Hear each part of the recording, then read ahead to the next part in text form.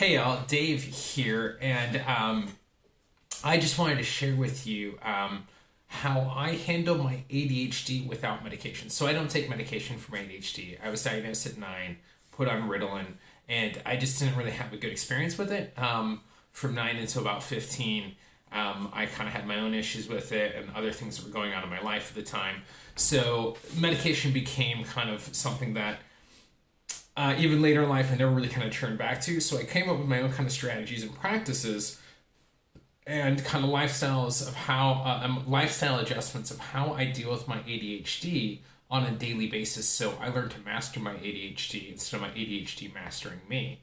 And that comes down to my meds. So my meds would be the M would stand for meditation and mindfulness. This is, I find, the key that helps me recognize first being aware that I have ADHD and that's just my brain's programmed a little bit differently. So that means I have to be a bit more aware on certain parts on what I'm doing to make sure that I kind of have the steps in place that other people don't need to. And that's fine. It's just learning how to adjust that. And meditation is the kind of the cornerstone of the foundation. Even simple meditations of learning to take a few deep breaths when I'm starting to feel agitated, incorporating in my morning to help me master my mind, to keep myself focused so I'm not so rigid in my thinking, gets rid of my negative thought process as well, so I don't have that negative chatter going on. I can churn that off. I can allow my mind to flow versus me trying to be, and instead of it controlling me.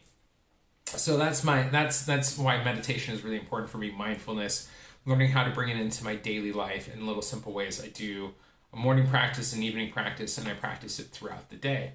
It keeps me focused. It keeps me present and in the moment because that's where I succeed the most. So the E in meds is exercise. And exercise, another thing I try to do on a daily basis. Why I find it very helpful for ADHD is that when we exercise, we're getting our blood going. We're starting to move and kind of activate the whole body. And it brings us back into presence. Because when you're really kind of in exercise, and I prefer taking group courses and classes like boxing or martial arts, because for me, I like having accountability of someone else around there keeps me kind of pushing to that next level. By having that kind of community also kind of keeps me going to kind of keep pushing through it. And it's that kind of feeling at the end of like a good workout because you release dopamine, you release serotonin, right? Like we're using our natural brain chemistry and using that to master our natural brain chemistry. Another exercise that I do that you may find this kind of silly, but it's really effective for my ADHD is laughter and laughter meditation and laughter yoga. Laughing is another great way of learning how to kind of control my dopamine levels and knowing how to kind of release it. Because if you laugh for about 15 to 20 minutes, you get a lot of actually health benefits, and it actually releases serotonin and dopamine. As you laugh, your body shakes. So it brings you into a better state. So that's the E, and then the D is diet. So what I eat. I'm very conscious about what I eat, how much processed food I'm eating, when I'm eating, how much I'm eating. I was a chef for 20 years, and even though I was a chef, I actually really struggled with food. I actually had kind of food issues of not feeling worthy to eat and everything else. So now I struggle to eat. So for me, working on my diet, which goes in with the exercise as well, helps me make sure that I'm giving myself the natural kind of sugars. So instead of living off Red Bulls and caffeine, like eat more fruit and smoothies,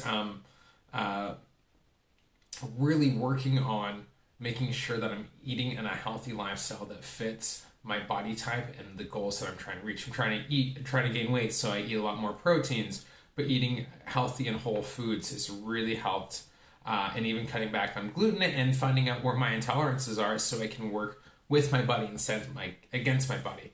Like with my ADHD, I try to kind of find out what's the best way that works for me. And then the last one is sleep. Mastering and having a good night's sleep can be a struggle for people with ADHD. And I find that one of the keys when I can start to master my sleep schedule and sleep routine, and it's not just putting my head on the pillow. It's the hour and a half or so beforehand, and creating a ritual behind it so that I create a pattern so that my body knows, all right, it's time to sleep.